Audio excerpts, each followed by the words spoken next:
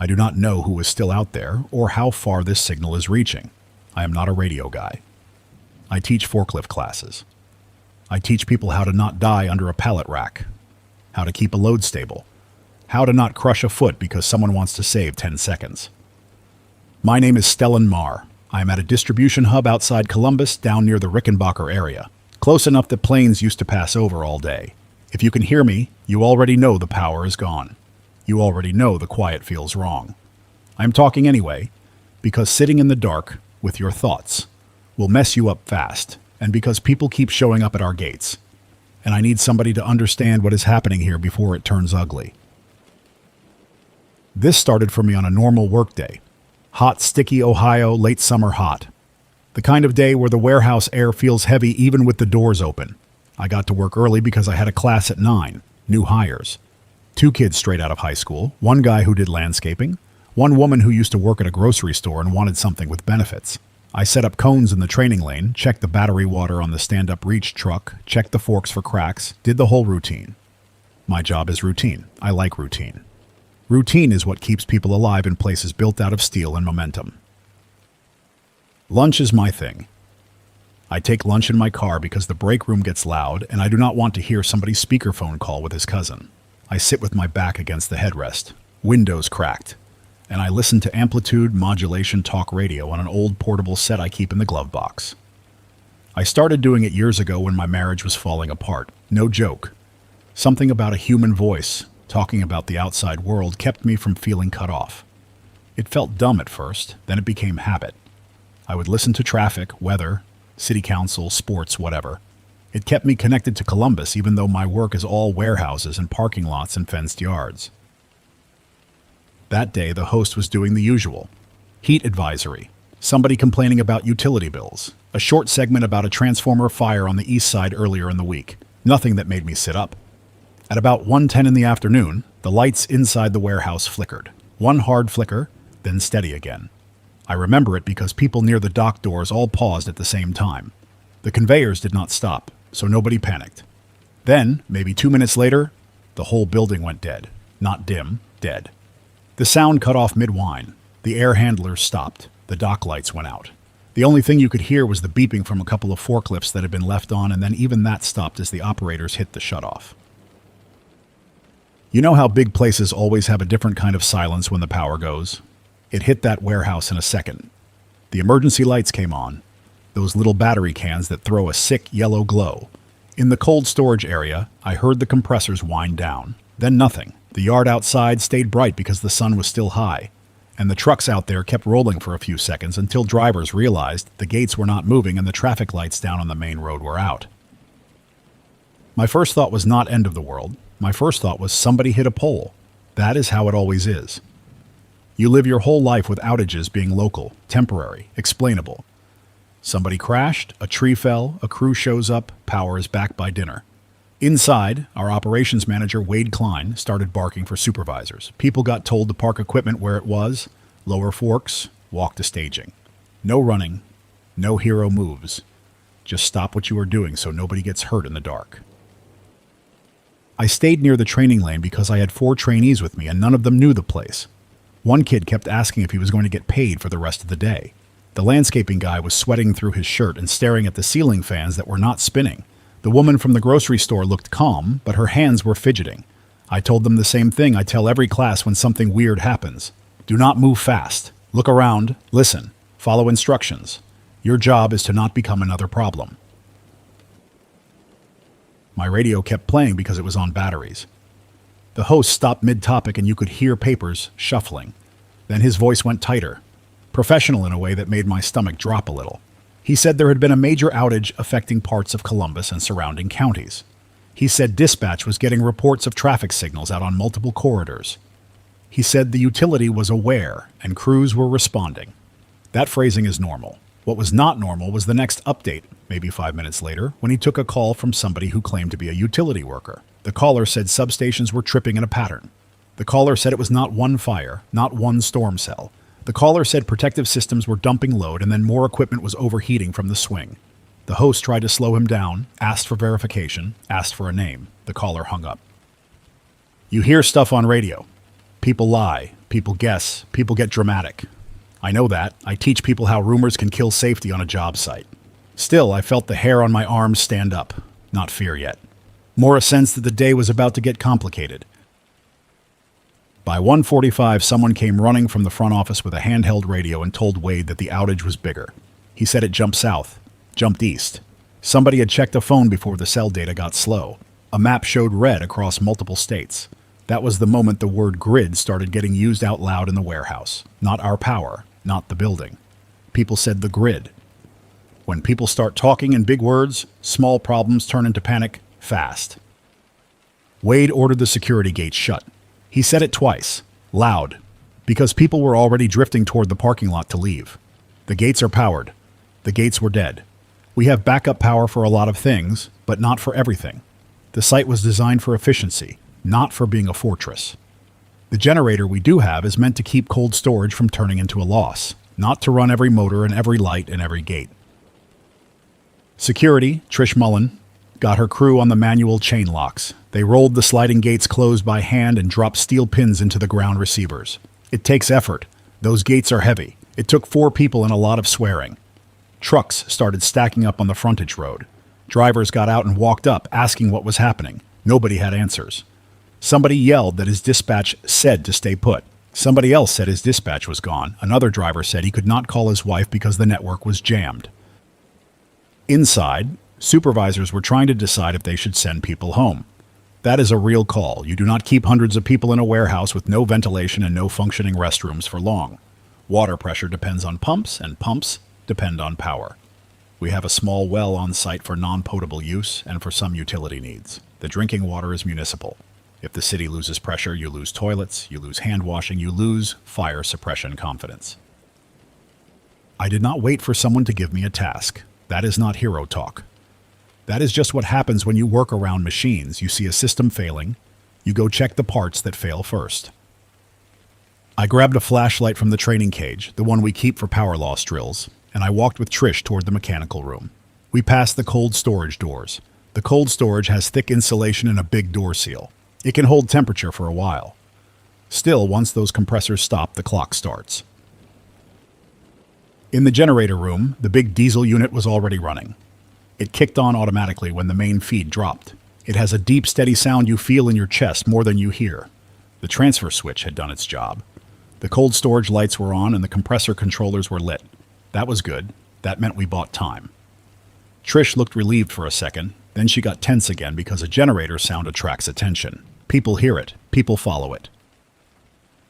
I checked the fuel gauge on the belly tank and then the external tank indicator.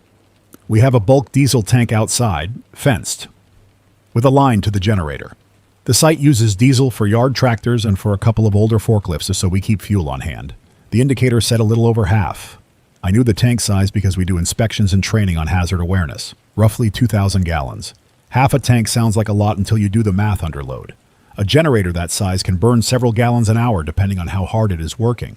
If you keep cold storage running and run some lights and a few chargers, you are still burning. I asked the maintenance lead, Manny Sosa, if he had the last run test log. Manny is the kind of guy who keeps notebooks for everything. Manny found the binder and flipped through with a pen light. He told me the last full load test was 2 months ago. Oil change was done. Filters were done. The unit had 1,000 hours on it and was due for a longer service at 1,500. None of that helped me feel better. It told me the generator was healthy. It did not tell me how long the outside world would stay dead. Back in my car, I turned the radio up. The host was not doing jokes anymore. He was taking calls from people in Indiana, people in Kentucky, people in western Pennsylvania. Same story. Signals out, gas stations dark, people stuck in elevators, hospitals on generator. A caller from Dayton said the airport had grounded flights because the control systems were switching to backup and staff could not get in. The host read a statement that sounded official. It said crews were assessing a multi-state interruption and asked people to avoid travel. It told people to conserve phone batteries. Then the host paused, and you could hear him swallow, and he said something that stuck with me. He said, "I am being told this is not coming back quickly." That was when I decided I was not leaving, not because I am brave, because I understood the place I was standing in.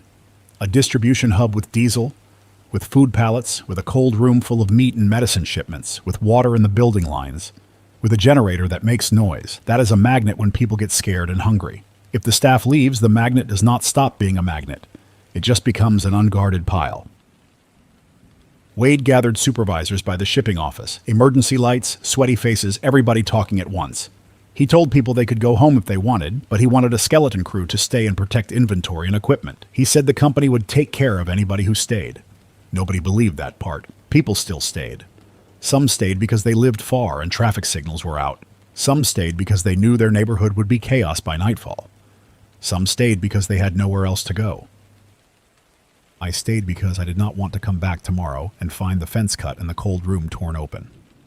I also stayed because my apartment in Grove City is not some bunker. It is a second-floor unit with one deadbolt and a shared hallway. If the city turns weird, you have neighbors pounding. You have people wandering. You have no way to control who hears you open a can. At least here we have space, sight lines, and a perimeter. It is not perfect. It is something. By late afternoon, the first wave showed up at the gate. A few cars, then more. People from nearby subdivisions. People who work nearby and heard we had generator noise. Word spreads fast even when phones start dying. A guy in a pickup yelled that his cousin worked here and said we had food. A woman with 2 kids in the back seat asked if we were handing out water. A man in a stained work shirt demanded to talk to a manager because his freezer at home was melting and he needed ice. Trish kept them behind the fence line and told them to go home.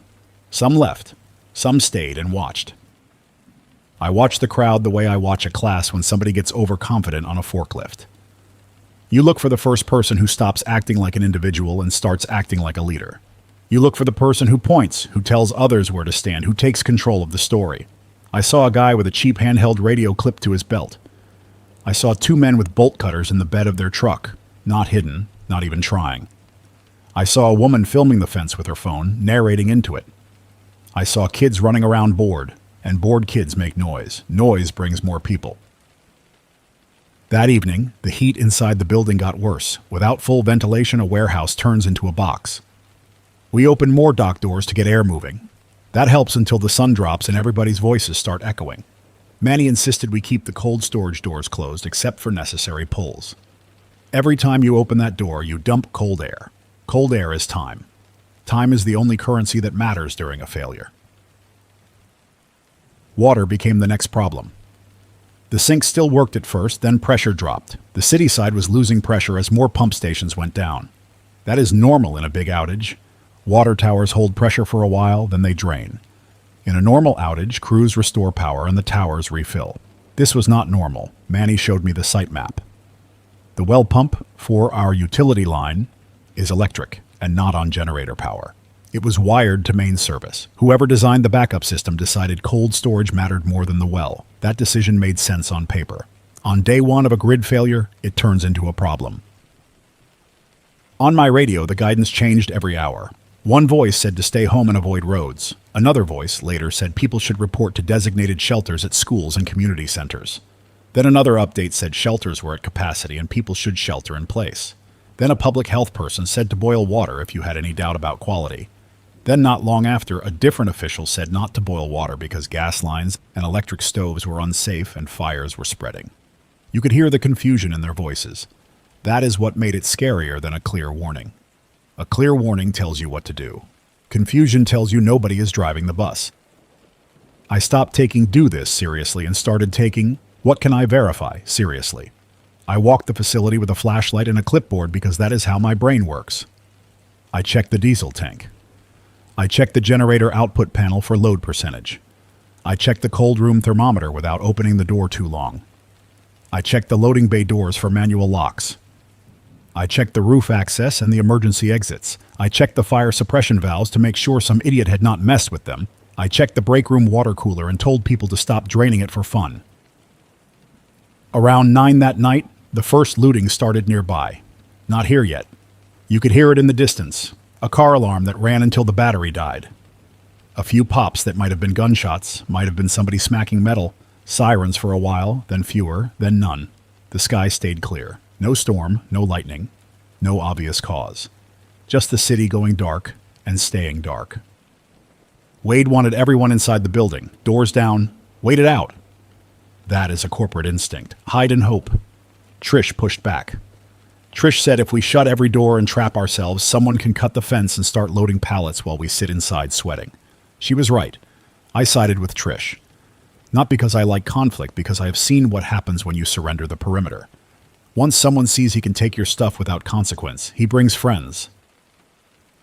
We set up a simple watch. Not fancy. 2 people at a time at the security office windows. 2 people walking the inside line along the dock doors. Manny insisted no one goes outside the building alone. Trish had 2 security guards with actual training. One had a 12-gauge shotgun in his truck. The other had a 9mm pistol in a lockbox.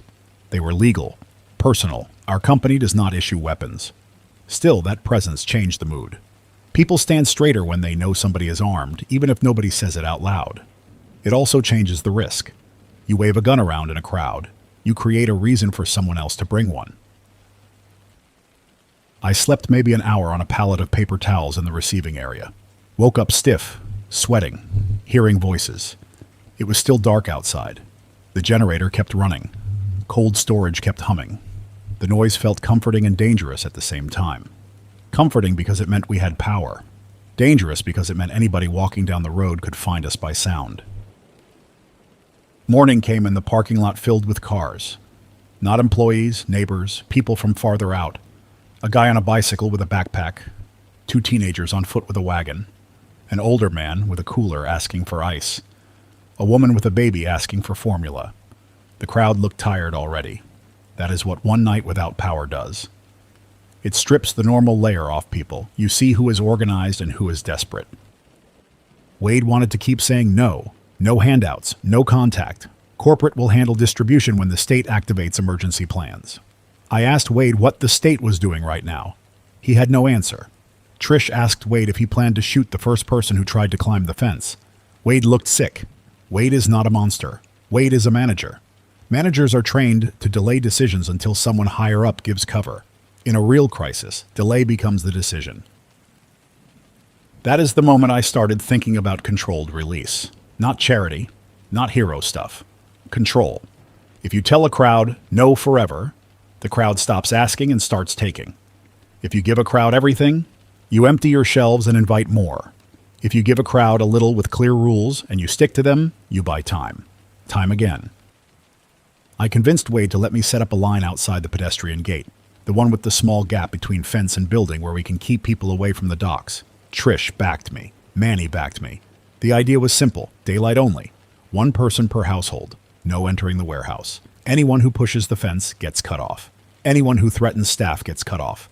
We would hand out a small box of shelf-stable food and a gallon of water per person if we could spare it, and in return we would get information. Road conditions, medical needs, anything useful. I can already hear somebody calling me stupid. You fed them and taught them where you are. They already knew. The cars were already there. The noise was already drawing them in. The only question was whether we shaped what happened or got shaped by it. We started with basics: granola bars, canned beans, crackers. A couple of small bottled waters, not enough to make anyone comfortable. Enough to make someone leave and not come back with a rock in his hand that same hour. People complained. People begged. People lied. A man claimed his wife was inside having a seizure. Trish told him to step back and wait, and we would send medical help if he could prove it. He could not. He got angry and left. 10 minutes later, a woman showed up who actually had a medical emergency. Her father was diabetic and sweating and confused in the passenger seat. That was real. We had a first aid kit. We had no insulin on hand in our general supplies because we are not a clinic. Still, the cold room had shipments, and I knew that because I do safety orientation for new hires and I see manifests in training. Cold storage holds more than food. It holds temperature-controlled pharmaceuticals. Around midday, a semi rolled in slow and quiet and stopped along the shoulder outside our fence. The driver did not lay on the horn. The driver did not shout. A woman climbed down, lean, tired, hair pulled back tight, face sunburned. She walked up with her hands visible and asked to speak to whoever was making decisions. Her voice was calm and flat, the way a person sounds when she has already burned through fear and is operating on pure function. Her name was Faynor. She said she had been hauling refrigerated freight and got stranded when fuel stations went dark and dispatch went silent. She said she had a cooler with insulin that was getting warm. She said she had enough fuel to keep her truck where it was, but not enough to idle for hours. She asked if we had cold storage space for insulin and if we would trade for it. Wade wanted to say no because Wade was still thinking in company policy. Manny looked at me and raised his eyebrows because Manny understood refrigeration and medicine and what a small thing can mean to the person who needs it. I asked Faye what she could trade. Faye opened the side compartment of her cab and pulled out a Citizens Band radio, a real unit with a magnetic mount antenna, not a cheap toy. She also pulled out a folded road atlas with handwritten notes all over it. Not pretty notes, practical notes. This bridge is blocked. Fuel here, cash only, daytime. Police turned away traffic. Road has a jackknife truck. She said truckers had been passing information by radio all night because phones were failing. She said she could get me that network. That mattered more than another pallet of food. Information is power when power is gone. I told her I would take her to the cold room door, not inside, and we would verify what she needed.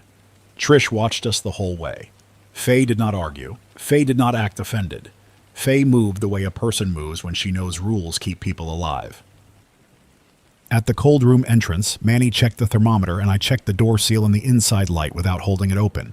Manny confirmed insulin storage temperature range out loud because Manny's the kind of person who needs facts spoken. He said it needs to stay refrigerated, not frozen. He said freezing can ruin it. He said if it goes warm for too long, it becomes unreliable. Faye nodded, and her jaw clenched hard for a second. That told me she was not trading for comfort. She was trading to stay alive. We did the trade. Manny cleared a small shelf in a protected corner away from the evaporator fan blast so nothing would freeze. Faye handed over the radio and map.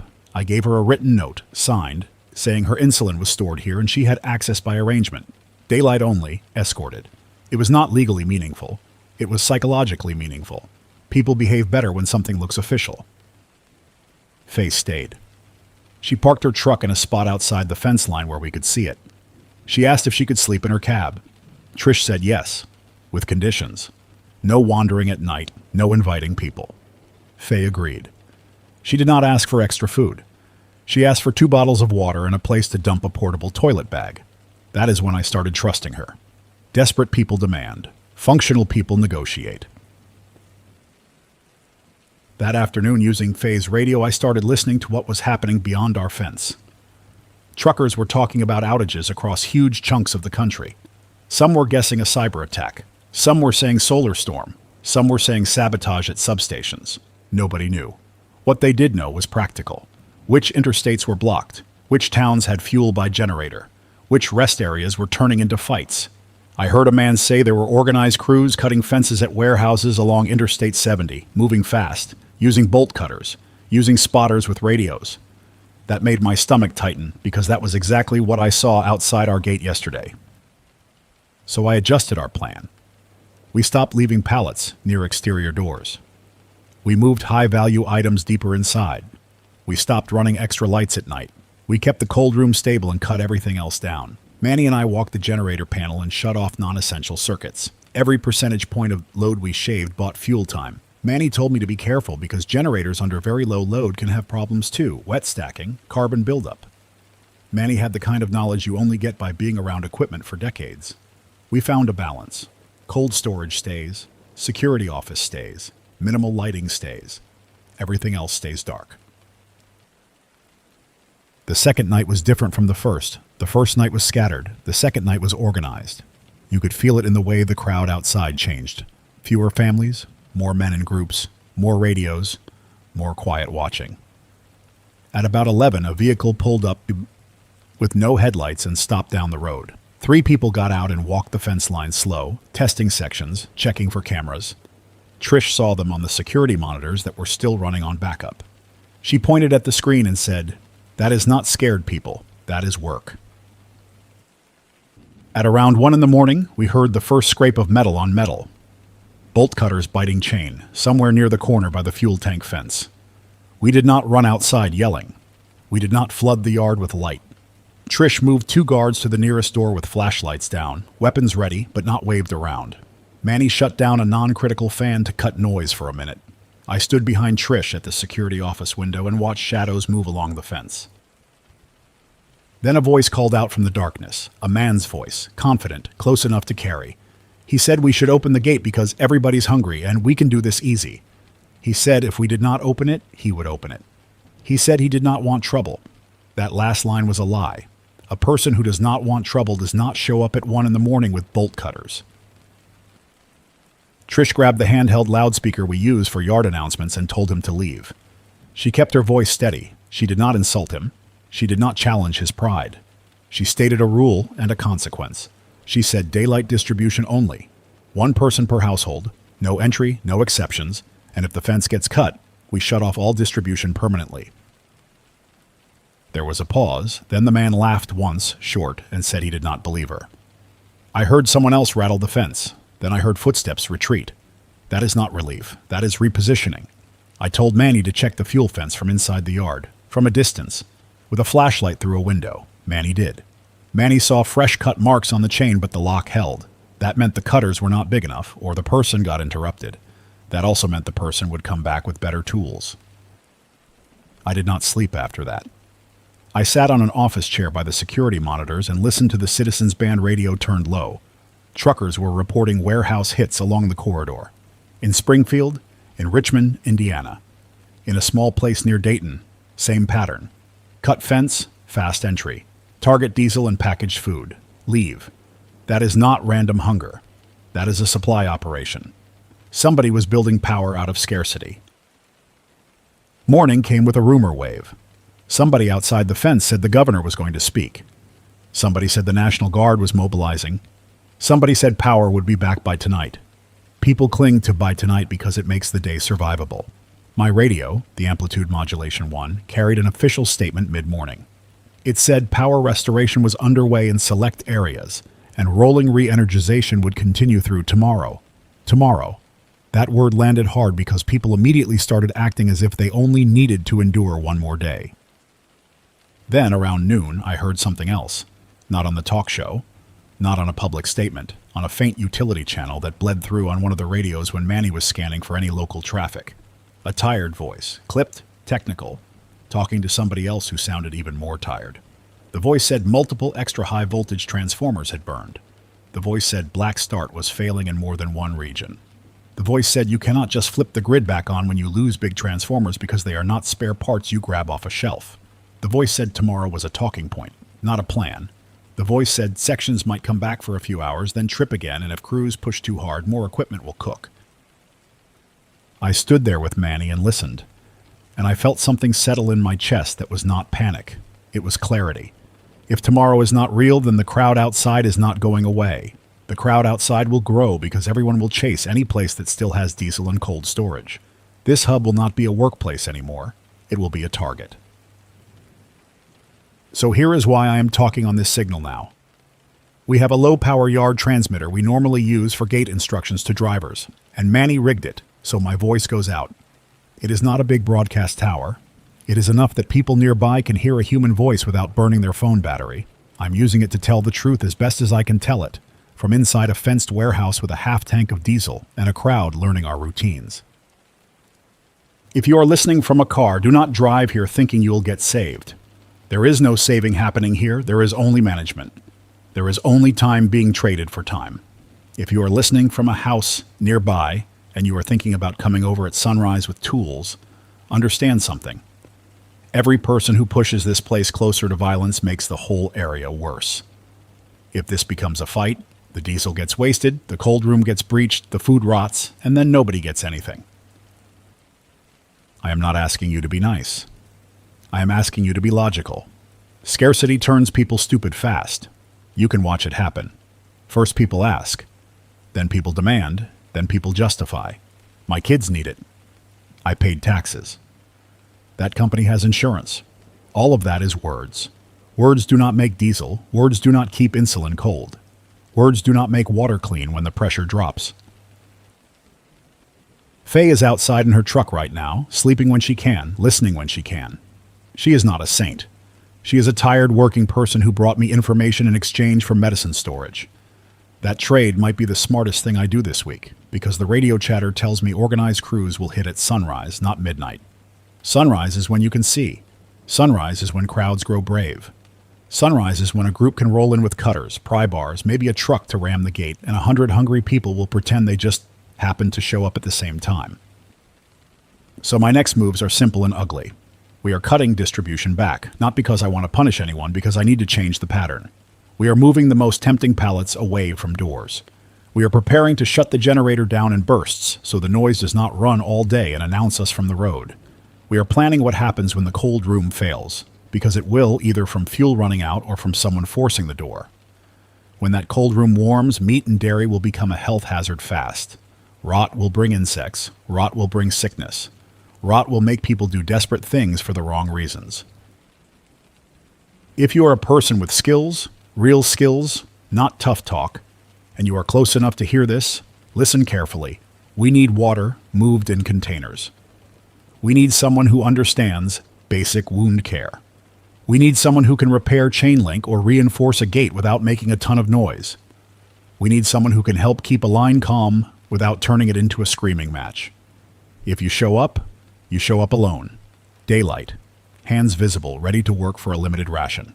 If you show up with a crew and tools meant for breaking, you will get treated as a threat. That is not drama. That is the only way a place stays a place instead of a pile of leftovers. All right. I'm stepping off for a minute. I am still here. I am still on this mic. I just need to move. The sun is almost up, and that is when the math changes. Night is when scared people hide. Morning is when hungry people start thinking the world owes him something. I am back. I walk the inside line from the receiving doors down to cold storage and back to the security office. Manny has the load panel open again. The generator is running a little hotter than last night. Not overheating, just higher load than it should be with what we shut off. Manny thinks somebody plugged in a bunch of phone chargers and fans in the break room, and it sounds small, but small adds up. Manny went and pulled the breaker on the vending machines and a couple of non-essential outlets. People got mad. Manny stayed calm and told everyone the same thing. Batteries on a phone do not keep insulin cold. Trish is outside the security office door, watching the fence cameras and watching the line forming out front. Wade is in the shipping office on a dead landline, picking up and hanging up every 10 seconds, still acting as if corporate will call and give him permission to live. Faye is out in her cab, awake now. Faye is on the Citizens Band radio and she is hearing the same thing I am hearing. People are moving, not wandering, moving. The first wave at sunrise is not a wave. It is a crowd that shows up already organized. A few people walked up calm, hands up, asking if the distribution line is open. Then more cars started sliding in and parking angled, blocking the shoulder. Then a pickup stopped sideways across the entrance driveway. Not all the way in, just enough to make it hard for anyone to leave fast. That move tells you what kind of morning this is going to be. Trish saw the pickup on camera and said, "That is a pin." That is her word. A pin. A move to limit options. She told one of her guards, the older one named Curtis, to walk inside and quietly tell everyone on the floor to keep his keys on him. No wandering. No big group by the front. She told Manny to keep the cold room door closed, no matter what. She told Wade to stop calling and start making decisions. Wade looked at her and I could see he wanted to argue, then he did not. Wade's face has that tired look already. He has not slept. He has never had to be responsible for a crowd outside a fence. I went to the pedestrian gate with 2 warehouse guys who volunteered to carry boxes. One guy is named Devin, works loading, strong, quiet. The other is named Omar, works inventory control, wears glasses, thinks fast, talks fast when he is stressed. I told both men to let me do the talking. I told both men if anyone reaches through the gate, he steps back. No tug of war, no grabbing. If someone wants to steal a box, let it go. A box of crackers is not worth a broken arm and a riot. The crowd saw us and surged forward, and the whole fence line made that rattling sound that chain link makes when too many hands hit it at once. People started shouting over each other. Some were begging. Some were angry. Some were doing the thing where he pretends he is the spokesman for everybody. He points and he says we a lot. He says we need, and we deserve, and we are not leaving. I raised my voice and kept it simple. Daylight distribution only. 1 person per household. No entry. No exceptions. Anyone who pushes the fence gets cut off. Anyone who threatens staff gets cut off.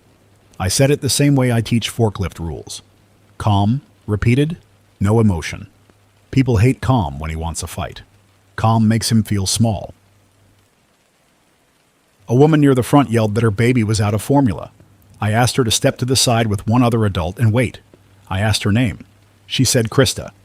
I told Krista we would see what we could do if she stayed calm and followed directions. That was not me being nice. That was me giving the crowd a visible example of what cooperation gets him. Crowds watch rewards and punishments, not speeches. Then the guy who pinned the driveway walked forward. He is mid-30s, shaved head, sleeveless shirt, sunglasses even though the sun is barely up. He talks loud so everyone hears him. He says he has been watching us. He says we are hoarding. He says we are going to open the gate and let people line up properly. He says he has men who can keep order. I looked past him and saw his men. 3 by the truck, 1 with a baseball bat, 1 with bolt cutters, 1 with a handheld radio. This is the part where people expect a showdown, a speech, a threat. That is not how it went. I kept my hands on the boxes and kept talking to the crowd instead of him. I told everyone the gate stays closed. I told everyone distribution stays limited.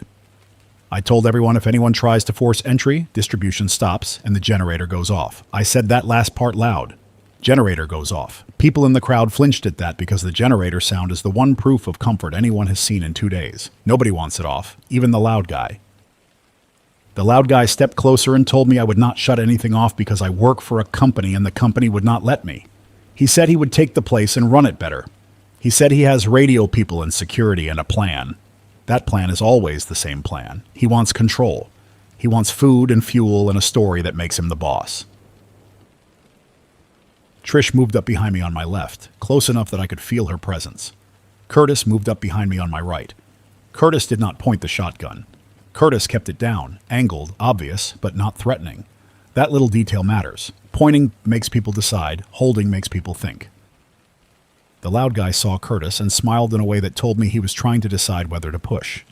He turned to the crowd and started yelling that we were armed and that we were going to shoot hungry families. That is a dirty move because it turns the crowd's anger into moral anger. Moral anger makes people do worse things while feeling righteous. I cut him off and spoke right to the crowd again. I said nobody is shooting anyone who follows rules. I said we are handing out what we can without collapsing the site. I said if someone forces a breach, the cold room fails and medicine fails, and then everyone loses. I said it again and again, same words, because repetition is stronger than emotion when people are scared. For about 10 minutes it worked. People started forming a rough line. One person came forward, took a box, stepped away. Another person came forward. Devin and Omar moved smoothly, hands out, hands back. No yanking. Krista with the baby waited off to the side and stayed calm. I told Omar to go inside and check if we had any baby formula shipments. Omar came back pale and said the only formula he saw on manifests was in a trailer on the far dock, not unloaded. That meant it was not accessible without moving equipment and opening more doors and making more noise. Then the first catastrophe hit, and it did not come from the crowd. It came from inside. Somebody inside the warehouse, a younger guy named Lance from packing, decided to go outside with a cart of bottled water on his own. He wanted to be the good guy. He wanted applause. He wanted to feel useful. He rolled the cart toward the loading bay side door and popped it open. That door faces the fence corner where the fuel tank sits. He did not know that. Lance stepped out and the crowd saw the cart through the fence. The line broke instantly. People surged sideways. Hands hit the fence. Someone climbed halfway up. Someone else shoved him. The loud guy yelled something I could not hear and his men moved toward the corner. The cart tipped. Bottles rolled. People screamed over water. Not even food. Water. That is how fast a crowd turns. Trish shouted for Lance to get back inside. Lance froze. Curtis started moving toward the corner. I grabbed the loudspeaker and told everyone to step back. It did not matter. At that point, sound does not control a crowd. Motion controls a crowd. I ran, not to fight, to shut the mistake down. I got to the side door and yanked it closed and dropped the manual bar into place. Lance stumbled inside, eyes wide, shaking. He kept saying he was trying to help. Trish ripped into him hard, not cursing, just blunt. She told him he almost got people killed. She told him he does not do independent charity moves in a pressure situation. Lance started crying. I do not mean sniffles. I mean ugly sobbing. Reality hit him all at once. Outside, the crowd at the corner kept surging. Someone threw a bottle back through the fence. It hit the pavement and burst. People started screaming that we were wasting water. The loud guy used that moment to scream that we were playing games and that the place should be taken. His men started working on the fence corner, bolt cutters again. Curtis raised the shotgun, still not pointing at anyone's chest, more angled toward the ground near the cutters, and he fired one round into the gravel outside the fence line. A warning shot. I hate warning shots. I told Curtis earlier not to do warning shots. Curtis did it anyway because he's a man who has seen crowds and he knew we were about to lose control. The blast did what I knew it would do. Half the crowd jumped back in fear. The other half panicked and surged harder because now the story became gunfire. You can feel the moment a crowd starts thinking in survival terms instead of fairness terms. People stop caring about rules. People care about being first and not being last. Trish grabbed my shoulder and yanked me back behind the concrete bollards near the dock office. She told me to get off the gate, get on the microphone, tell people to clear out. She said she was going to shut distribution down immediately and lock the front. She did not ask Wade. She made the call. Wade looked at her and then nodded, because he saw the same thing. We were one shove away from a stampede against a fence that was not built for it. I am telling you this because you might be in a similar situation somewhere else. This is not a lesson. This is just the truth. The moment you introduce gunfire, even a warning shot, the crowd becomes a different animal. That crowd will not calm down on its own. That crowd will spread the rumor to everyone within walking distance. They are shooting people at the warehouse. It does not matter if nobody got hit. The rumor becomes the weapon. We shut the pedestrian gate. Distribution down. Devin and Omar hauled the remaining boxes back inside. Trish told everyone in the warehouse to stay away from exterior doors. Manny shut off all non-essential exterior lights and then shut off 2 more circuits to drop generator load. The cold room stayed on. The security monitors stayed on. Everything else got darker. Outside, the crowd got louder. People started pounding on the fence in pockets. A man threw a rock and cracked one of the small office windows by the front entrance. Another person started yelling that there was diesel here and we need the diesel. That is when I knew the whole site had crossed from rumor to target. Diesel is mobility. Diesel is power. Diesel is control. Faye came inside through the truck gate corridor that we keep locked from the warehouse side. Trish let her in because Faye had followed every rule so far. Faye looked at Trish and said, "Calm. There are crews moving down the industrial strip. A crew hit a food service place 2 miles west. He left one guy on the road with a radio to watch this site." Faye said it without drama. Faye said it the way he says a weather report. Wade finally asked a useful question. He asked, "How long before they force their way in?" Faye shrugged and said, "Depends on tools and patience," Manny added, "and depends on whether someone sets a fire." Manny's voice got quiet on that last part. Manny knows buildings. Manny knows fire is the fastest way to break a plan. Around late morning, we got our first volunteer with real skills. A man named Harold Spence walked up to the fence alone with a welding hood hanging off his elbow and a backpack that clinked. Harold is in his 50s, sunburned, hands rough, eyes steady. Harold called out and asked if I was the forklift guy on the local broadcast. I said yes. Harold said he works maintenance at a metal fabrication shop. Harold said he can reinforce chain link in a way that makes bolt cutters less effective. Harold said he wants water and food for his wife and his mother-in-law, and he wants a place to cool down because his house is cooking. Trish did not want to open anything. Trish was still thinking about the crowd. I told Trish Harold came alone, daylight, hands visible. Exactly what I asked for. I told Trish we need skills more than we need more boxes in storage. Manny backed me. We brought Harold in through the employee entrance, kept him away from the main floor, sat him in the training cage with a bottle of water, and questioned him. Not aggressively, just verifying. Where does he live? Who is with him? What tools does he have? How does he plan to work without drawing attention? Harold opened his backpack and showed us heavy steel ties and a small battery-powered grinder with spare discs. He said he can do work from inside the fence line, low noise, fast. He said bolt cutters fail when the mesh is doubled and tied off tight. He said it will not make the fence perfect, but it will slow a crew down and force him to make noise. He said noise is what brings attention. He was right. We took Harold along the inside perimeter with Curtis watching. Harold did not wander. Harold did not stare at pallets. Harold looked at fence corners, gate latches, weak points. Harold pointed at the fuel fence first and said, "This is what he wants." Harold pointed at the pedestrian gate second and said, "This is where the crowd will push." Harold pointed at the back service road third and said, "This is where a quiet crew will cut in." Harold was not guessing. Harold was reading a system. We agreed on a trade. Harold gets a controlled ration pack now, and another later if he completes reinforcement work. Harold also gets a cool-down slot inside the warehouse for his wife and mother-in-law later in the day, not permanent, just a couple hours to stop heat stress. Manny insisted on rules. No one goes into cold storage. No one touches medicine. No one wanders. Harold agreed. He did not argue. He just wanted to work. That afternoon, Harold reinforced the fuel fence from inside. Curtis watched. Harold worked fast and quiet. The grinder made some noise, but not enough to draw a fresh crowd because the crowd was already there and already loud. Harold's work did not stop the reality that we were surrounded. Harold bought time. Again, time is the only currency. Heat became the next catastrophe.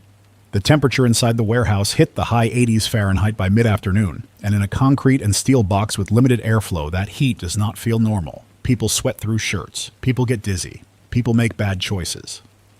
Manny set up a cooling station in the shipping office hallway where the generator circuit still powered a couple of fans. Manny made people drink water and sit. Manny is not a nurse, but Manny knows heat kills quietly. Then we ran into the water wall. The municipal water pressure finally dropped to almost nothing. Toilets stopped refilling.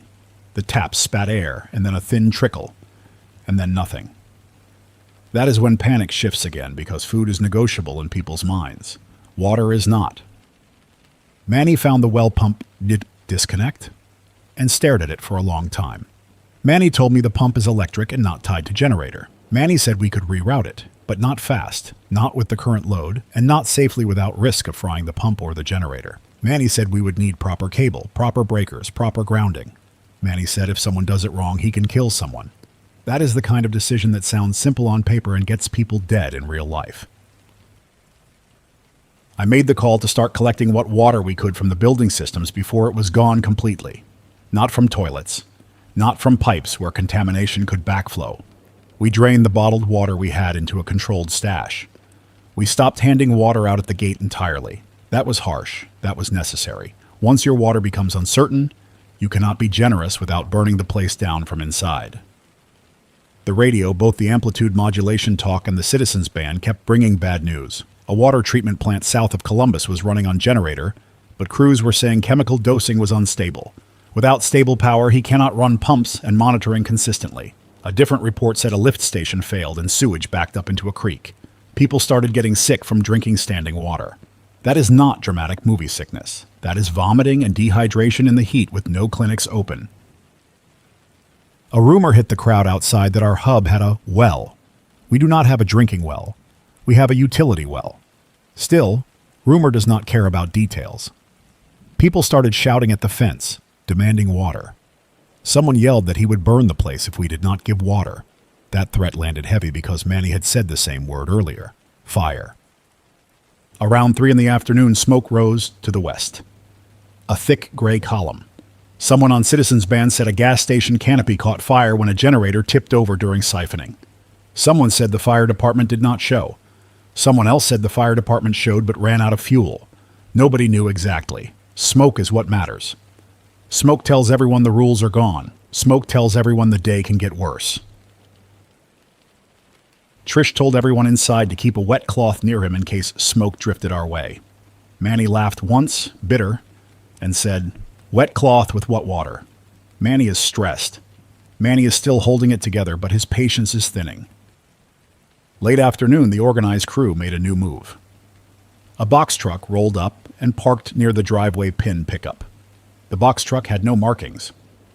2 men got out and started walking the fence line with clipboards, pretending to be official. That trick works on people who want authority to exist. It does not work on Trish. Trish watched them on camera and said, "He is scouting for an entry point." One of the men with a clipboard walked right up to the pedestrian gate and called out that he was with emergency management and that we needed to open up for inventory transfer. He said he had orders. He said he had a destination shelter. He said he would take responsibility if anything went missing. I asked him through the fence, what county agency he was with. He hesitated. I asked him the name of the emergency operations center he was reporting to. He shrugged and said he did not have to answer. That told me everything. I told him no. I told him distribution was closed. I told him to leave. He smiled and said, "We can do it the hard way." He walked back to the box truck. The box truck backed up a little, lining up with a weaker fence section near the loading bay corner where the ground slopes. This is where I'm going to be careful with what I say, because I'm not trying to teach anyone how to break into places.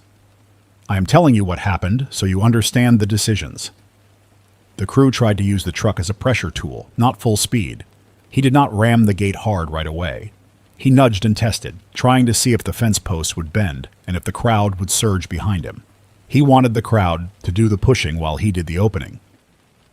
Trish saw it starting and made a decision that made my stomach drop. Trish told Manny to cut the generator for exactly 5 minutes. Manny stared at her. Manny said cutting power risks the cold room. Trish said 5 minutes will not kill it, and 5 minutes might kill the story that this place is a permanent power island. Trish said if he thinks we can run forever, he will stay forever. Manny did it. Manny walked into the generator room, hit the control to transfer off, and shut it down in a controlled way. The hum died. The cold room lights went out.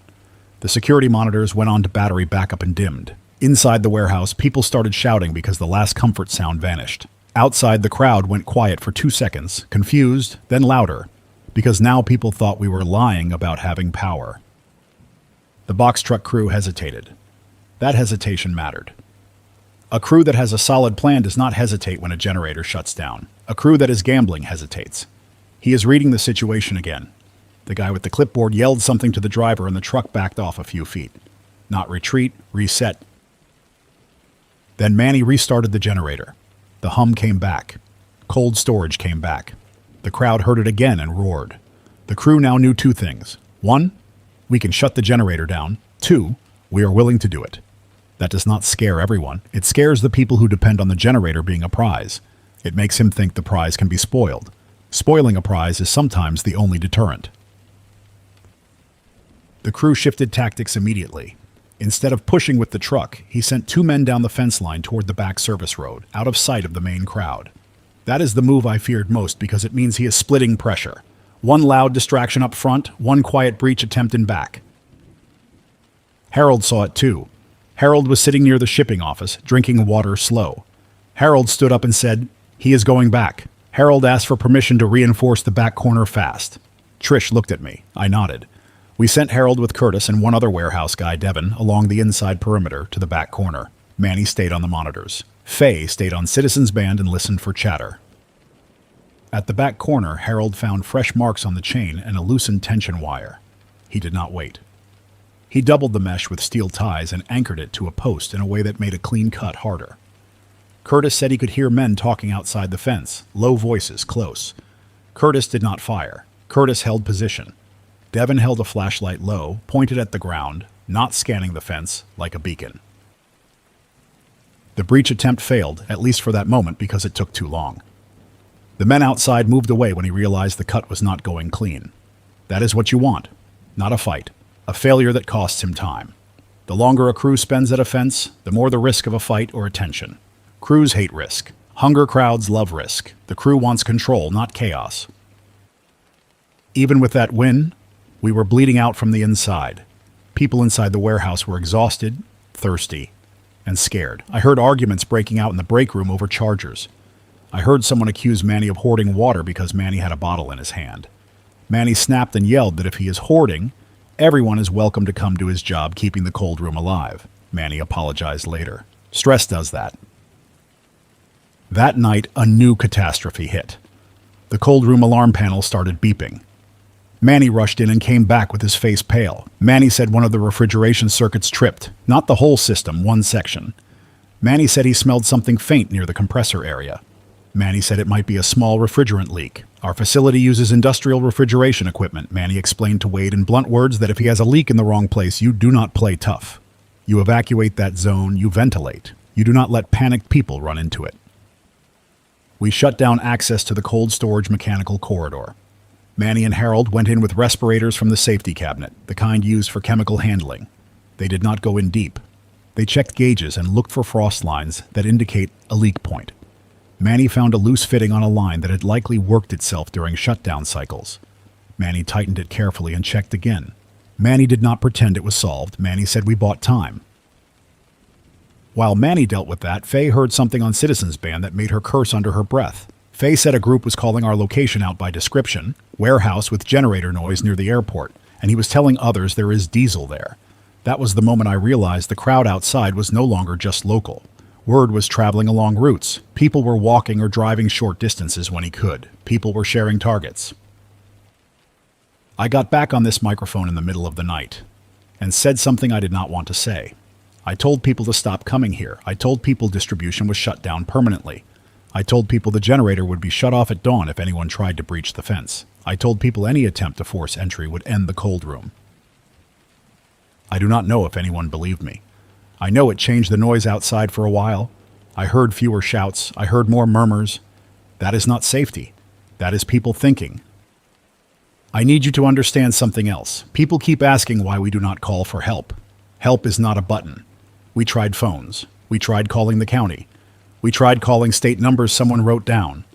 We got busy signals. We got rings and then dead air. We got recordings. Faye tried calling a trucking emergency line. Dead. Curtis tried calling his brother who is a sheriff's deputy in a neighboring county. Curtis got one text through earlier, hours delayed, saying, "We are on our own. That is all." The third morning, the crowd came back in a different shape. Less families, more hard faces, more vehicles positioned for blocking. The driveway pin truck was back. The box truck was back. The men with radios were back. He brought more people this time, but he also brought something worse. He brought a story. He brought someone with a megaphone who kept yelling that the hub was refusing emergency orders and stealing resources. He turned it into a moral mission.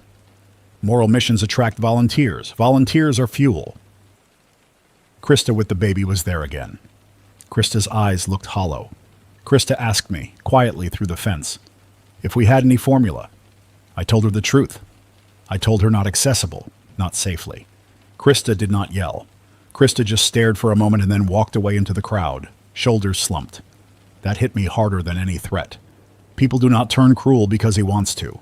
People turn cruel because he runs out of options. Harold brought his wife and mother-in-law for the cool-down slot we promised. We brought both women into the training cage with a fan, gave him water, gave him a small ration. Harold's wife, Dina, looked at the warehouse floor and said, "This place is going to get burned." Dina said it flat. Dina grew up in a rough part of town, and she reads crowds. Dina said the crowd outside is not leaving without a win. If he cannot win by opening the gate, he will win by destroying it. That statement forced a decision that Wade had been avoiding. Wade asked, finally, the right question. Wade asked, "What is our end game?" Manny said, "Fuel runs out." Trish said, "Fence breaks." Faye said, "People coordinate." Harold said, "Fire." I said our end game is leaving before the place becomes a massacre site. That word, massacre, is ugly, but I am not going to sugarcoat it. If a crowd breaches and finds employees inside defending pallets, people get hurt, people die, and then every other group in the area hears the story and comes to pick the bones. That is what happens when a place becomes known for violence. Violence becomes a magnet, too. Trish hated leaving inventory behind. Trish is security. Security wants to hold ground. Manny hated leaving the cold room because Manny knows what is in there. And Manny knows that medicine will rot and spoil. Wade hated leaving because Wade's whole identity is that he runs a facility. Leaving means admitting the facility is not his anymore. I pushed anyway, not with ego, with numbers. I sat with Manny and did rough fuel math, using the generator load readings. We were burning more fuel than we should because people kept sneaking devices onto circuits and because the refrigeration system cycles harder in heat. Our half tank was not half anymore. Manny checked the physical tank gauge and confirmed we were below 1/3. That is a steep drop in a short time. Manny said either the generator line was drawing more than expected or someone siphoned diesel from the bulk tank overnight. That possibility changed everything. If someone breached the fuel fence and siphoned, it means we already lost the most valuable resource without even knowing when it happened. Harold reinforced the fence, but reinforcement only slows. It does not stop someone with time and patience.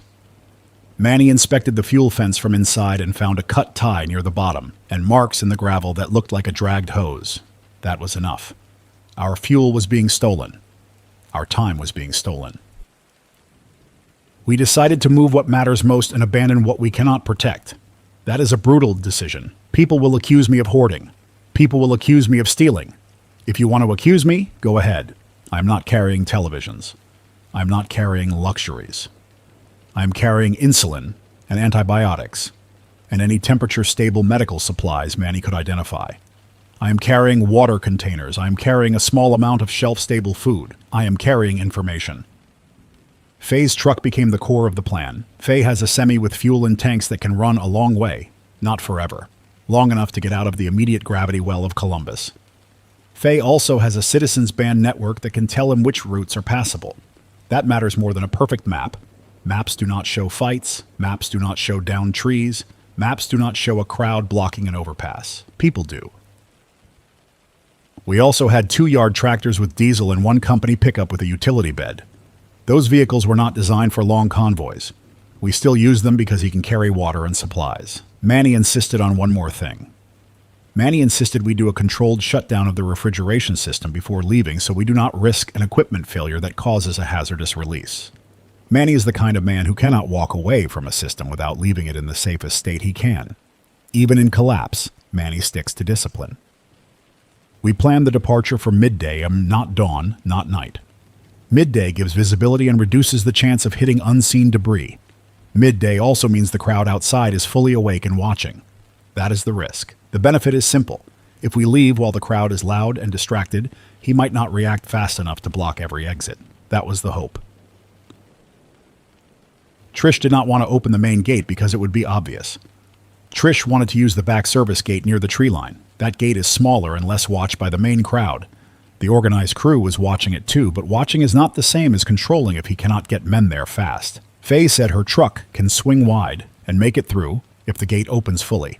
Harold said the gate hinges were old and might bind without power. Harold offered to grease and test it from inside quietly. This is where having a skilled person changes the outcome. Harold worked the hinges and the latch quietly and got it moving smooth. Harold did not announce it. Harold did not brag. Harold did the work. Now I am going to tell you the part that is hardest to say out loud. We could not bring everyone. We had over 50 people inside by that point between employees who stayed, security, a couple of volunteers, and Harold's family. We did not have the water or the fuel or the vehicles for 50. If we tried, the convoy would be slow, loud, and it would break down fast. When convoys break down, people get stranded, and then people die. Wade wanted to bring everyone because Wade still wanted to be a good boss. Trish said, bringing everyone is a fantasy. Manny said if we split into smaller groups, at least some survive. I said we needed to offer people a choice with truth, not false hope. That sounds clean. It was not clean. It was chaos and shouting and tears and anger in the shipping office hallway. I told everyone what I knew. I told everyone fuel was being siphoned. I told everyone the crowd was organizing. I told everyone the grid restart talk was not credible based on what we heard from the utility channel. I told everyone our water was failing. Then I told everyone the plan. A small convoy leaves with medicine, water, and a limited amount of food. Anyone who wants to go can volunteer, but we are capping it at a number that the vehicles can realistically carry and protect. Anyone who stays can take what he can carry from the shelves now, quietly, and leave on foot later, or wait and take his chances with the crowd and the building. People reacted the way people react. Some accused me of deciding who lives. Some begged. Some froze and stared at the floor. Some got angry at Wade. Wade looked destroyed. Wade kept saying, corporate. That word meant nothing now.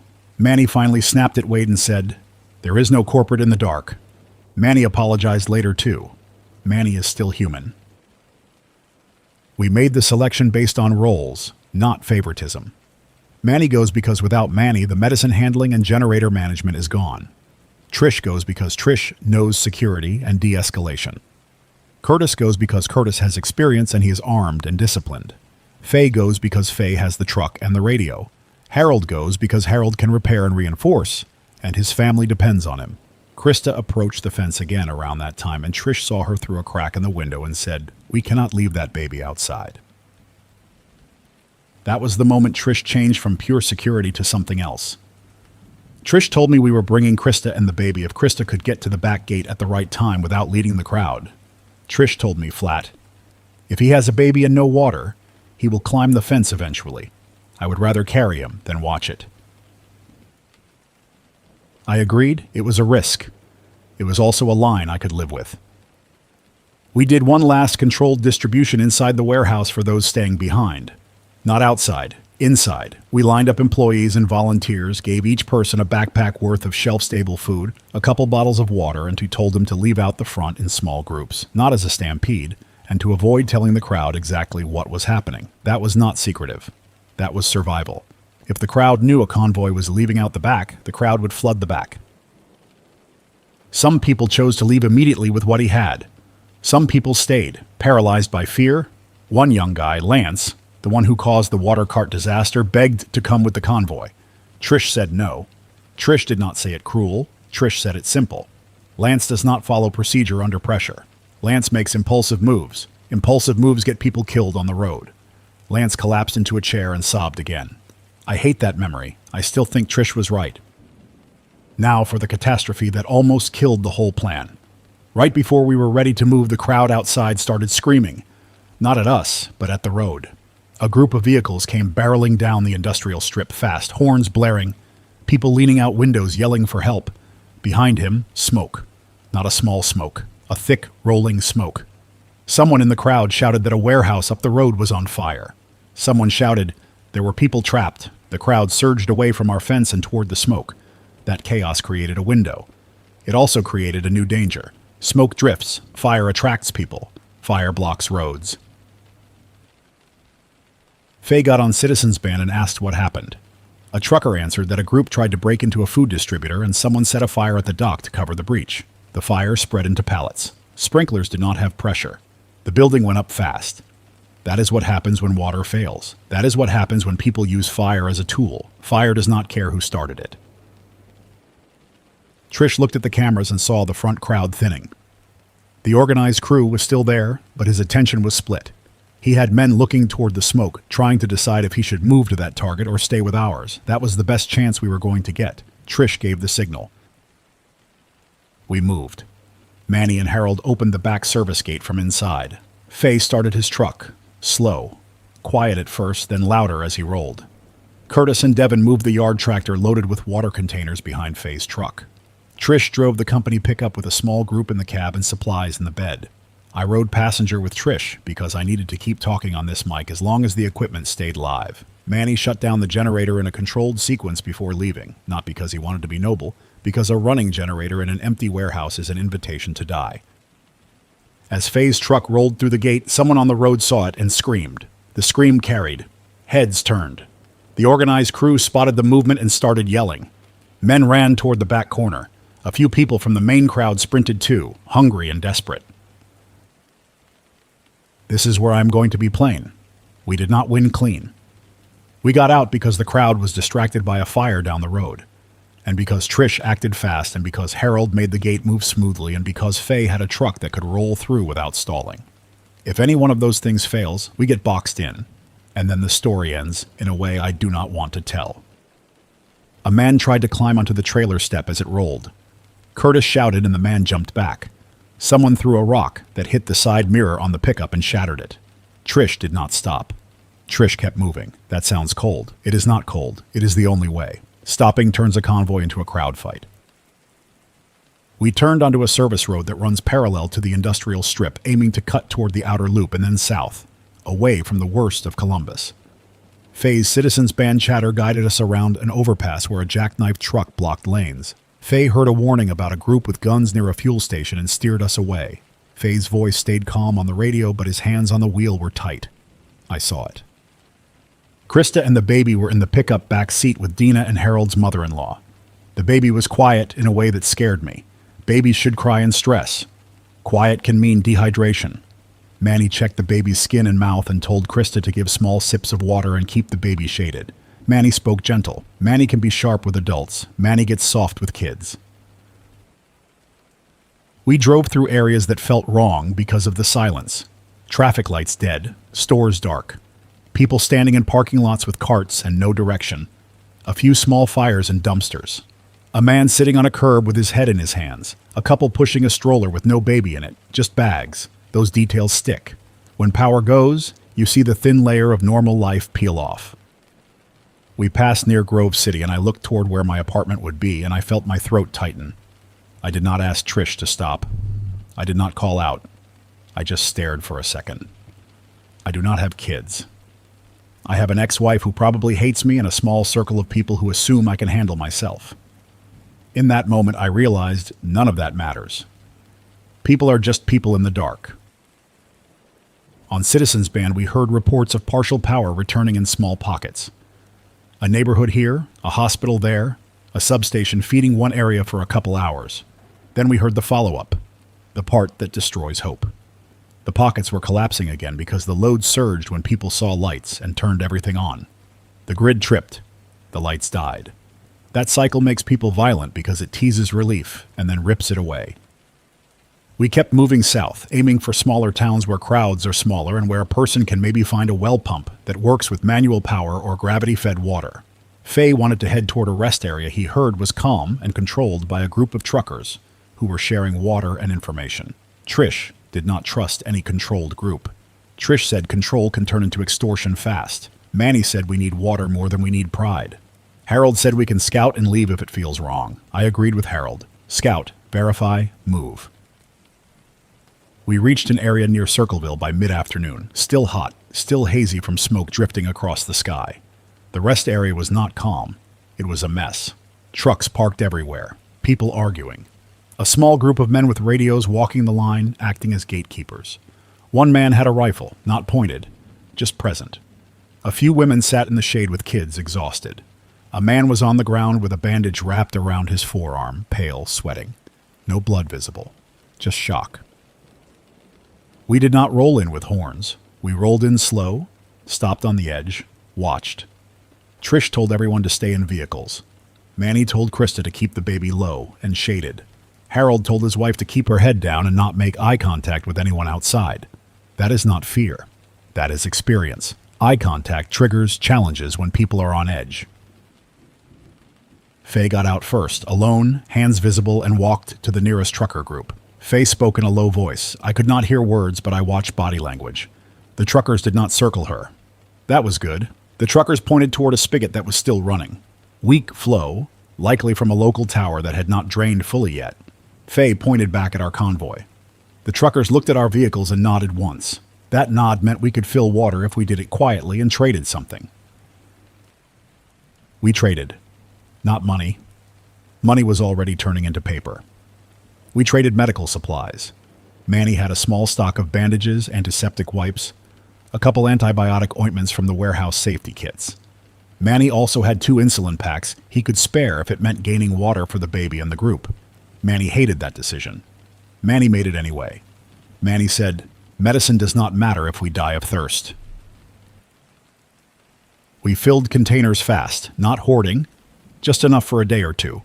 The spigot flow slowed as more people noticed. Someone shouted and a small crowd started pushing toward it. The rifleman stepped in and yelled for order. A woman screamed that her kid needed water. The rifleman yelled back. That argument was about to turn into a fight, and Trish saw it and told us we were leaving immediately. We pulled out before the fight fully ignited. That was the pattern of this new world. Arrive, verify, take what you can without provoking a crowd. Leave before the crowd collapses into violence. That night, we parked in a commercial lot outside a closed farm supply store, far enough from the main road that passing cars would not see us easily. Faye positioned the semi so the trailer blocked one side. Trish positioned the pickup so it faced the entrance. Curtis took first watch. Harold took second.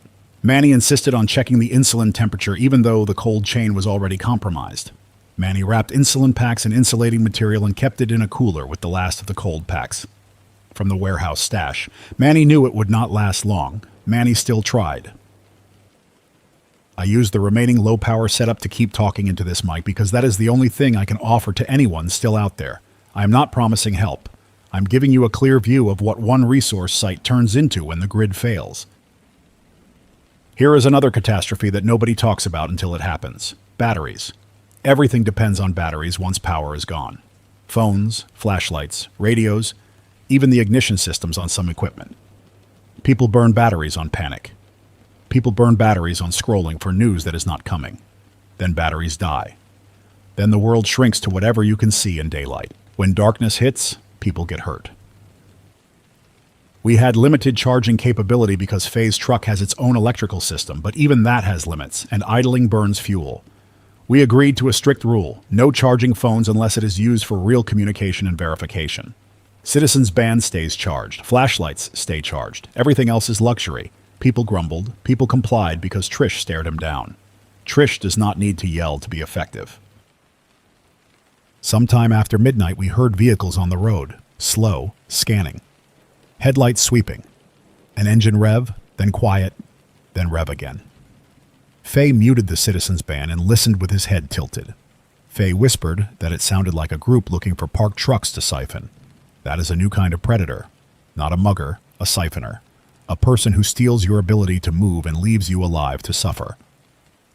Curtis held his shotgun and stayed behind the pickup, not visible in open light. Harold held a tire iron, not because a tire iron wins against guns, but because holding something keeps your nerves from shaking. Manny held nothing. Manny sat with the baby's cooler in his lap and stared into darkness. Manny's focus is always the same. Keep systems alive. Keep medicine stable. Keep people from making dumb moves. The scanning vehicles passed without stopping. We did not breathe easy. We just waited until the sound faded. Then we kept watch.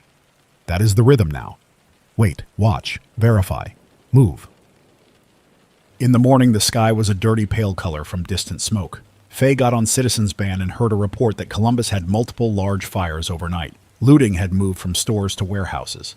Someone said a crowd breached a distribution center near the outer belt and that people got trampled. No details beyond that.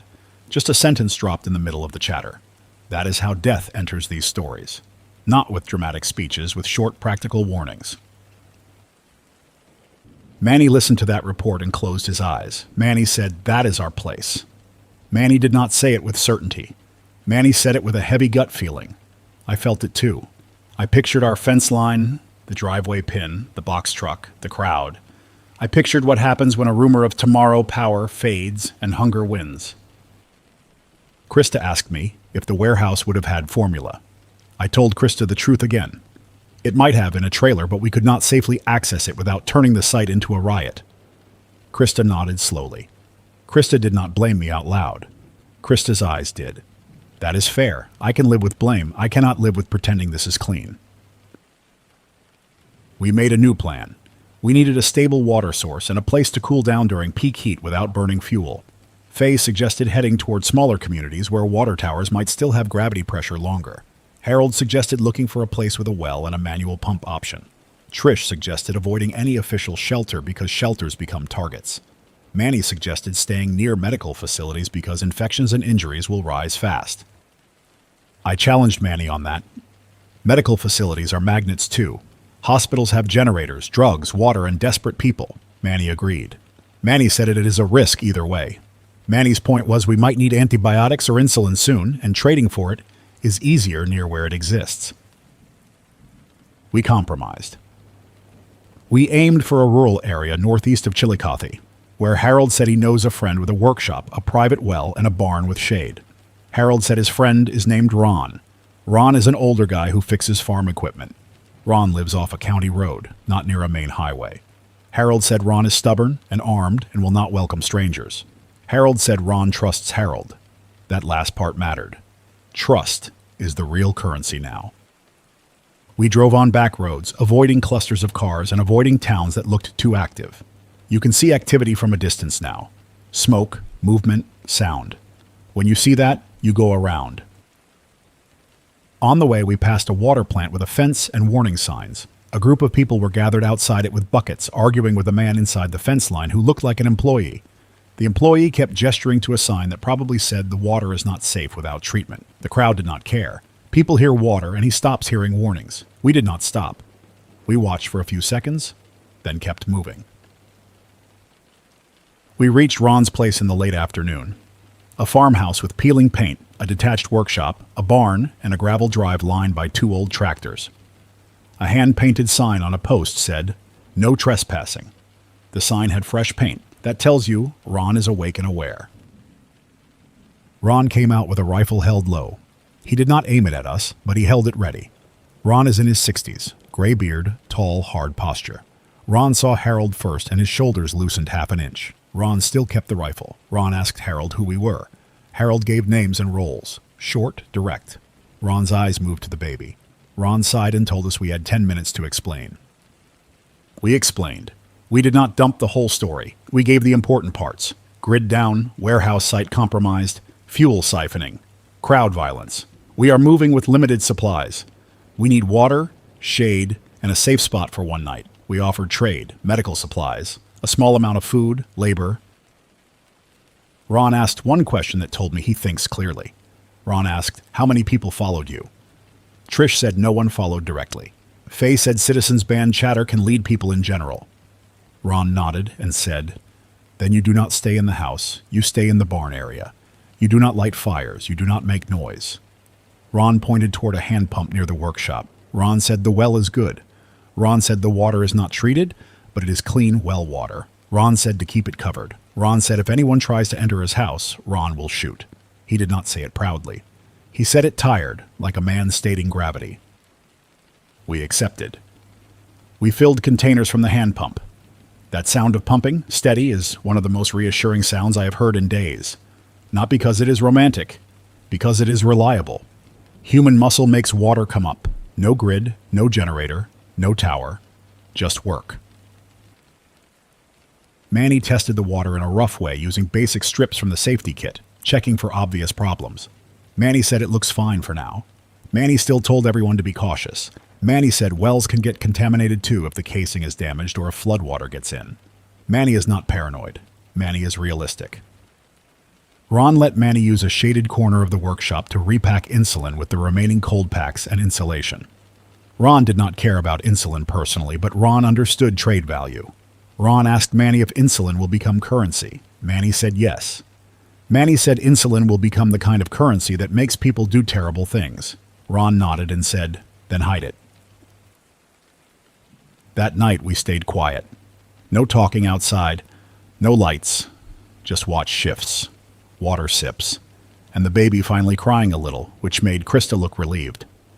Krista fed the baby small amounts from what she had left, and Manny stayed near, watching for signs of dehydration. Trish sat with her back against a barn post, eyes open, listening. Curtis sat 30 feet away, shotgun across his knees, still. Faye stayed near his semi, checking his fuel tanks by touch, listening to Citizens Band with the volume barely audible. Harold sat with his wife and mother-in-law, whispering. Ron stayed in his house and did not come out. Ron's porch lights stayed off. Around 2 in the morning, we heard distant gunfire. Not close. Still too close for comfort. A few shots, spaced out, then silence. Faye murmured that a crew probably hit a farmhouse or a truck. Ron did not come out. Ron probably heard it too. Ron probably tightened his grip on his rifle and stayed behind his door. That is how it goes. You do not go running toward shots unless you want to join them. In the morning, Ron came out and talked to Harold alone first. Then Ron came over and addressed the group without warmth, but without hostility. Ron said people have been moving through the area, stealing gas from tractors, breaking into sheds, looking for generators. Ron said a group tried to take his neighbor's diesel last night and his neighbor shot one of them and now his neighbor is probably going to get hit back. Ron said the county road is not safe long term. Ron said if we stay, we become part of his problem. Ron was not being cruel. Ron was being honest. We thanked Ron. We traded medical supplies and a bit of food for water and one night of safety. Ron accepted without haggling. Ron also handed Harold a small paper map with a route marked in pen to a creek access point where Ron said water can be filtered if you have proper filters. Ron told Harold to avoid one intersection because a group was setting up there and stopping cars. We left. Quiet, controlled, no waving, no promises. Ron stood on his porch with his rifle low and watched us go. That is the image I have in my mind now. A man guarding his home with no power, and no government, and no guarantee that his choices matter. That is where the country is heading in a lot of places. Now I'm back on this microphone because I want to finish the warning I started at the hub. If you are listening and you still believe tomorrow will fix it, stop. Stop believing that. Hope is fine. Blind hope gets you killed. Make plans that work without the grid. Make plans that work when the rumor network lies. Make plans that work when crowds form around any sound of power. I also need to correct one thing I said earlier, because I said I was not a hero and I kept saying it almost as a shield. That word does not matter. What matters is behavior. Behavior is what keeps you alive. I have watched people with good hearts almost trigger riots. I have watched people with bad hearts use hunger as a ladder. I have watched calm professionals keep a system alive for days longer than it should have lasted. If you are still near Columbus and you are thinking about a warehouse or a big box store as a refuge, think again. Those places are magnets. Magnets pull people. People bring conflict. Conflict brings fire. Fire ends everything. A smaller, quieter plan with water access and low visibility will beat a bigger plan that relies on guarding resources from crowds. We are heading farther out now. We are not going to stay on one spot long. We are going to verify water, verify safety, move again. Manny says insulin will fail soon without stable cold chain. Manny is trying to stretch it. Manny is also trying to decide who gets it if it becomes scarce. That decision is poison. Manny knows it. Manny still has to face it. Trish is trying to balance security with humanity. Trish brought Krista and the baby because Trish could not leave them. Trish also refused Lance because Lance makes impulsive moves. Trish is carrying those choices. Trish does not say it out loud. I see it in the way Trish stares at the road sometimes, eyes hard, jaw tight. Faye is carrying a different burden. Faye knows routes. Faye knows crews. Faye hears chatter. Faye has to decide when to avoid and when to push through. One wrong turn can put us into an ambush or a roadblock. Faye is calm, but Faye is not comfortable. Nobody is comfortable. Harold keeps working. Harold fixes what breaks. Harold reinforces what looks weak.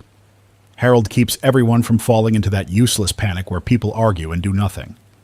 Harold's wife, Dina, keeps an eye on the baby and helps Krista rest when she can. Curtis keeps watch and says little. Manny keeps checking water and medicine.